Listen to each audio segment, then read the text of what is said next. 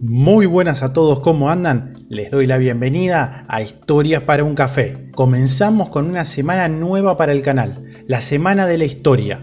A lo largo de estos días conoceremos dos biografías y un invento que cambió el mundo. Pero hoy nos vamos a enfocar en un suceso histórico, o mejor dicho, en una guerra entre Francia e Inglaterra. Una guerra que casi destruye por completo a Francia y nos permitirá ver a la mítica figura de Juana de Arco.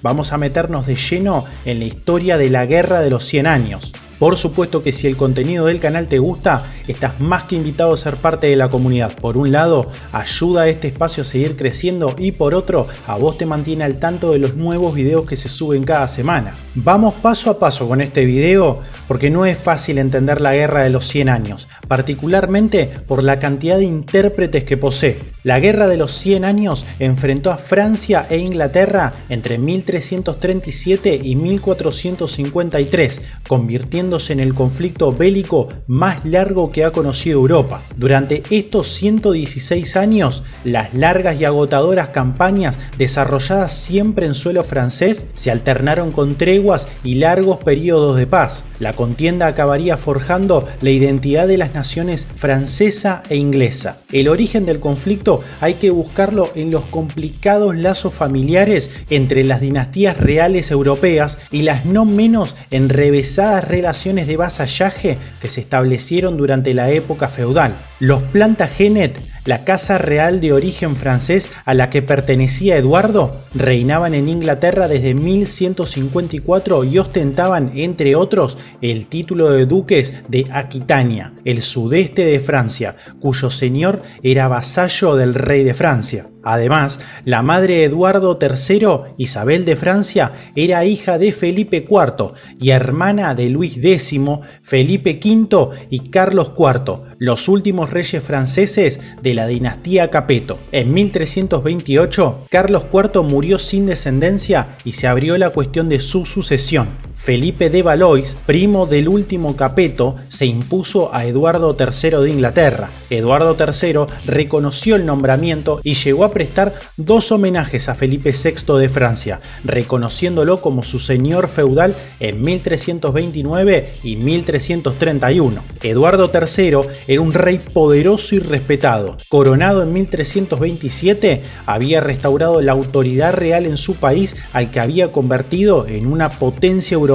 Cuando en 1337 Felipe VI decidió confiscar el ducado de Aquitania a su vasallo, es de suponer que, en su faceta de rey, Eduardo se sintiese tremendamente ofendido. Ricardo III entregó sus posesiones francesas sin oponer resistencia. Así, el sobrino de Felipe IV reclamó la corona de Francia. Pero había otros motivos para el conflicto: el control de la industria textil de Flandes, territorio muy vinculado a Inglaterra por la importación de lana y el comercio del vino, producto del que Aquitania era un importante centro de producción. No es de extrañar que se haya hablado de la guerra de la lana o la guerra del vino para referirse a este conflicto. El inicio de la guerra se decantó claramente a favor de las tropas inglesas. Las primeras operaciones militares se desarrollaron en Flandes, cuando los burgueses flamencos se sublevaron y pidieron la ayuda del rey de Inglaterra. Eduardo III llegó a proclamarse rey de Francia en la ciudad de Gante. En 1340 se produjo la primera gran victoria inglesa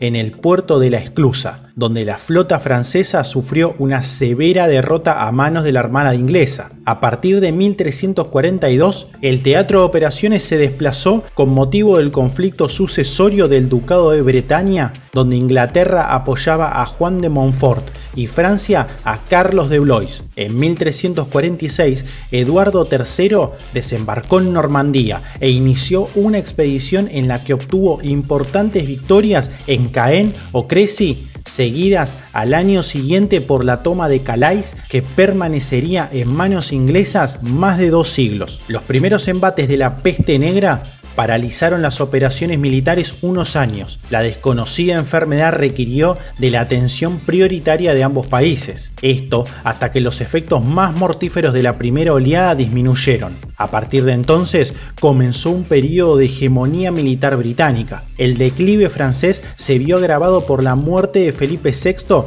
en 1350, sucedido por Juan II, cuyo reinado coincidió con graves dificultades económicas y sociales. Esta etapa estuvo marcada por las fulgurantes campañas del heredero de Inglaterra, conocido como el Príncipe Negro. En 1355 llevó a cabo una legendaria cabalgata por el sur de Francia, de Burdeos a Narbona, sin encontrar ninguna oposición por parte francesa. Al año siguiente obtuvo una resonante victoria en la batalla de Poitiers, en la que derrotó y tomó como prisionero al propio Juan II. Con Francia sumida en una terrible crisis, Eduardo III volvió a invadir el país en 1360 y se plantó a las puertas de París. A instancias del legado papal, ambos monarcas firmaron un tratado de paz por el que Eduardo se aseguraba el dominio de buena parte de Francia y Juan, rehén de los ingleses, se comprometía a pagar 3 millones de coronas por su rescate. A cambio,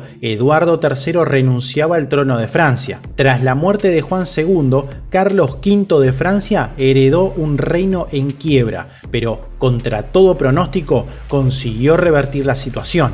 El ejército francés, dirigido por el comandante bretón Bertrand du Guesclin, practicó una guerra de desgaste, evitando el enfrentamiento a campo abierto. Esto causó graves quebrantos a la población, pero se mostró muy eficaz. Du Guesclin encadenó diversas victorias y tras el triunfo en la batalla naval de La Rochelle de 1372, expulsó a los ingleses de casi toda la Bretaña. Los siguientes años estuvieron protagonizados por la muerte de los principales actores de la guerra. En 1376 fallecía el Príncipe Negro, cuya salud había empeorado en los últimos años a raíz de una campaña en Castilla para apoyar a Pedro el Cruel en la guerra civil contra su hermano bastardo Enrique de Trastamara. Y al año siguiente moría Eduardo III, que sería sucedido por Ricardo II. Por parte francesa, en 1380 morirían Du Guesclin y Carlos V, sucedido por su hijo Carlos VI.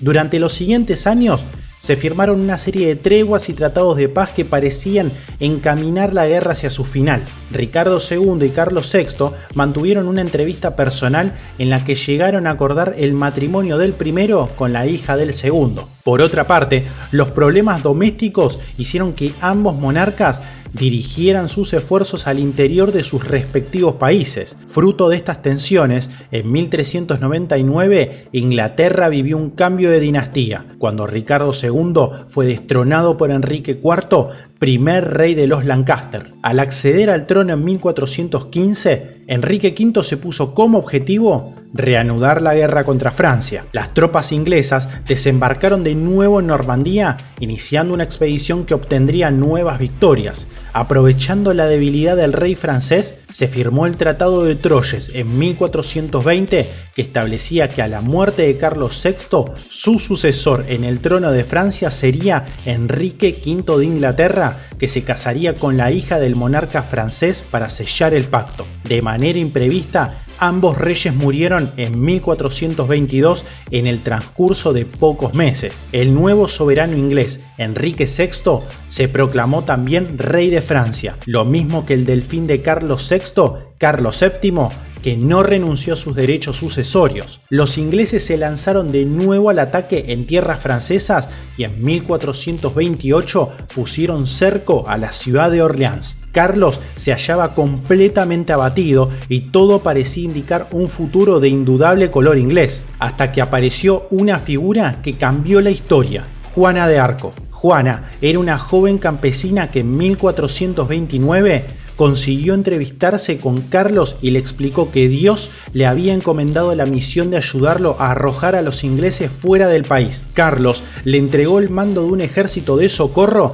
que consiguió que se levantara el cerco de la ciudad. El impulso militar de esta iluminada se contagió al resto de tropas francesas que comenzaron a hacer retroceder a los ingleses. En julio, Carlos VII fue coronado en Reims y poco después Juana cayó prisionera de los ingleses. Aunque el soberano francés le debía su trono, no hizo nada para rescatarla y la doncella de Orleans murió en la hoguera acusada de herejía e idolatría. En 1430, Carlos VII recuperaría París, en manos inglesas desde 1420. La mejora de las arcas reales permitió sentar las bases de un renovado ejército que acometió la reconquista de Normandía. En 1449, los franceses conquistaron Rouen.